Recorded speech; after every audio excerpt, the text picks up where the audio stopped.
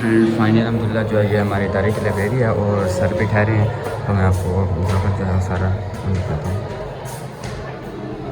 Final الحمدللہ blog بنے گے تو انشاءاللہ آپ کو دکھائیں گے. ٹیچر امیر احمد ملک صاحب.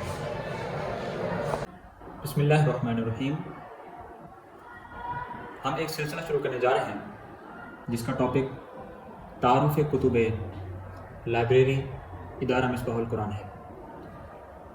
کتابوں سے واقفیت اور شغف رکھنا یہ مسلمان کے اہم امور میں سے ایک معاملہ ہے.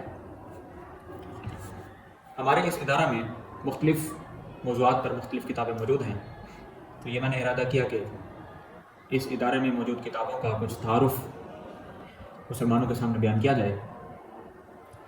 سب سے پہلے قرآن مجید فرقان حمید کی تفاسیر کی طرف میں نے نگاہ کی تو مجھے اس لائبریری میں ایک بہترین کتاب جس کا نام تفسیر القرطبی ہے، یہ اس کا عرفی نام ہے ورنہ دراصل اس کا نام ہے الجامع لاحکام القرآن.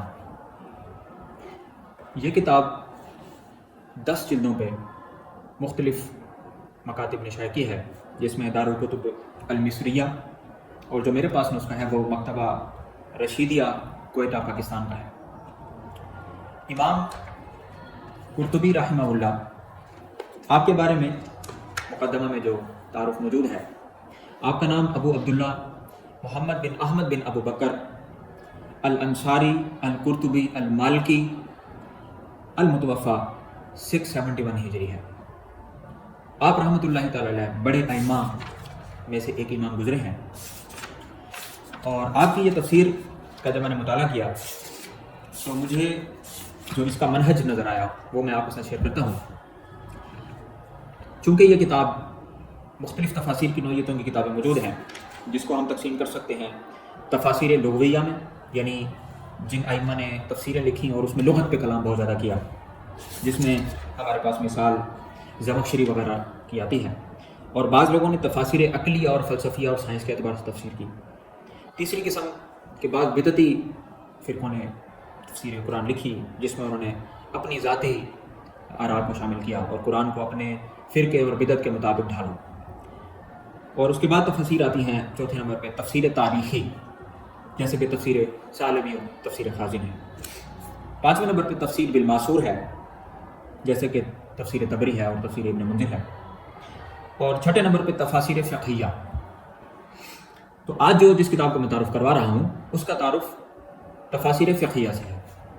یعنی تفسیر قرطبی میں زیادہ تر بیان وہ فقہی مسائل کے حوالے سے کیا گیا ہے. ائمہ اربعہ کو اس میں ٹچ کیا گیا ہے. امام اعظم ابو حنیفہ رحمہ اللہ، امام مالک، امام شافعی اور امام احمد بن حنبل کے جو مسائل ہیں فقہ کے اعتبار سے، اس کو اس میں بہترین طریقے سے ڈسکس کیا گیا ہے. اب میں منہج کی طرف آتا ہوں کہ مسائل فقہیہ کے حوالے سے ان کا جو منہج رہا ہے وہ بڑا بہترین انداز سے اور بڑے کامل اور جامع طریقے سے یہ اس کا تعارف جو ہے شرعی مسئلہ اور فقہی مسئلے کا بیان کرتے ہوتے ہیں. دوسرے نمبر پہ حدیث شریف کے حوالے سے جو ان کا منہج ہے، تو مجھے بڑی خوشی ہوئی یہ دیکھ کر کہ انہوں نے اپنی اس کتاب میں جو تقریباً 10 جلدوں پہ مشتمل ہے، لیکن یہ ایک جلد کے اندر دو جلدیں یوں کر کے شائع ہوئی تو یہ 5 جلدیں بن جائیں گی. تو انہوں نے اس میں 6500 کے قریب احادیث لکھی ہیں، اور مجھے بڑی خوشی ہوئی یہ دیکھ کر کہ اس میں سے اکثر احادیث یا حسن اور صحیح ہے یا کم از کم ضعیف ہے. باقی جو واہی یا موضوع قسم کی احادیث ہیں وہ آپ رحمۃ اللہ تعالی نے بہت کم لے کر آئے ہیں. اور اس لانے کا مقصد صرف تنبیہ تھا یا کوئی تاریخی واقعہ تھا، اگر وہ اس طرح کی کوئی روایت آ گئی تو بیان کر دیا اور اس پہ تنبیہ کر دی. اور خاص طور پہ اس کتاب کے جو محاشی ہیں انہوں نے بھی اس کی وضاحت کی ہے. تو اور دوسرا یہ بیان کرتے ہیں کہ جب احادیث کی کسی کتاب کا نام آتا ہے تو اس کتاب کے بارے میں بھی کچھ نہ کچھ اس کا تعارف کروا دیتے ہیں. جیسے مثال کے طور پہ میں اس کا مطالعہ کر رہا تھا تو صفحہ نمبر 38 پہ فرماتے ہیں وفی مسند ابی داود الطیالسی وہو اول مسند الف فی الاسلام، کہ مسند ابو داود طیالسی یہ اسلام میں لکھی گئی مسند حدیث کی کتابوں میں پہلی ہے.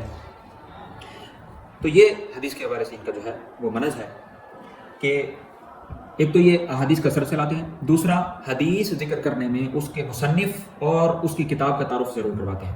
یعنی مثال کے طور پہ اگر وہ بخاری کی حدیث ہے تو صحیح البخاری اور امام بخاری کا حوالہ ضرور دیں گے، اور جس صحابی سے وہ روایت ہے کوشش کرتے ہیں کہ اس صحابی کا نام بھی ذکر کرتے ہیں. اس کے بعد ایک اہم پوائنٹ یہ ہے کہ تفسیر کی کتاب میں ہمیں اسرائیلی روایتیں بہت ملتی ہیں، لیکن اس کتاب میں آپ کو اسرائیلی روایات بہت کم ملیں گی۔ اگرچہ یہ الگ بحث ہے کہ اسرائیلی روایت قبول کی جائے گی یا نہیں کی جائے گی، اس کی 2-3 قسمیں علماء بناتے ہیں، لیکن اس میں انہوں نے کوشش کی ہے کہ اسرائیلی روایات کو ذکر نہ کریں، لیکن پھر بھی اس میں بعض جگہ پر اسرائیلی روایتیں موجود ہیں، اور وہ ذکر کرنے کا مقصد صرف اور صرف ایک تاریخی واقعات تک پہنچانا تھا۔ اس کا مقصد یہ نہیں تھا کہ اس کو اپنا اعتقاد یا یقین بنا لیا جائے۔ اور امام قرطبی رحمہ اللہ جو کیونکہ فقہ مالکی سے تعلق رکھتے ہیں، تو فقہ مالکی کے بھی جہاں پر مسائل آئے تو انہوں نے حدیث کے حوالے سے بھی اس پہ بڑا بہترین قسم کا کلام کیا ہے۔ اور قرآن مجید کی لغت، اعراب اور قرات اور رد دلالت یعنی رد بدمذہبیت پر بھی آپ رحمۃ اللہ تعالیٰ نے بڑا بہترین کلام کیا ہے۔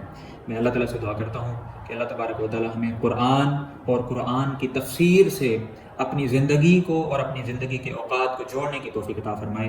وما علینا الا البلاغ۔ جو ہمارے ادارے کی لائبریری ہے اس کا ہم نے آج ہے نا کچھ کتب کا جو ہے تعارف کروایا تھا، انٹروڈکشن کروایا تھا سر نے، اور ان کے ہے نا میرے پیچھے آپ جیسا کہ دیکھ رہے ہیں کہ ہمارے ادارے کی جو یہ لائبریری ہے ماشاءاللہ بہت ہی خوبصورت جو ہے یہ بنی ہوئی ہے، اور اس میں جو ہے بخاری شریف اور بہت سی جو ہے نا کتب ہیں، احادیث شریف کی بھی ہیں، اور قرآن شریف کا ترجمہ بھی ہے، بہت سے علماء کا لکھا ہوا۔ تو انشاءاللہ ہے نا اور بھی بہت سی ایسی ویڈیوز ہم آپ کے سامنے لائیں گے۔ تو اگر آپ کو ہماری آج کی ویڈیو اچھی لگی ہو تو ہمارے چینل کو کمنٹ کریں اور شیئر کریں۔ تھینک یو، اللہ حافظ، ٹیک کیئر، اور دیکھتے رہیے جرنی آف اسلام۔